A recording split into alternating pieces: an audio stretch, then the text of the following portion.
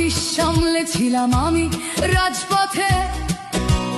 কোথায় ছিল মোদি, অমিত শাহ সেদিন আপনার সাথে?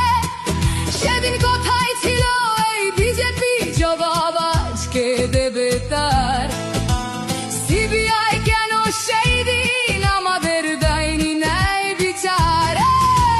যতই কাকিমা আপনি আজকে করুন অস্বীকার, সেদিন রাতে আমরাই ছিলাম ছিনিয়ে আনতে বিচার।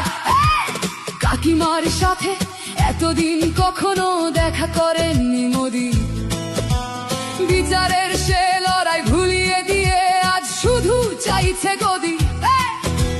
50 দফা দাবি এই আপনি রেখেছিলেন সেই দিন, বিচার চেয়ে রাত জাগায় আমি আজকেও বিচারহীন। যতই কাকি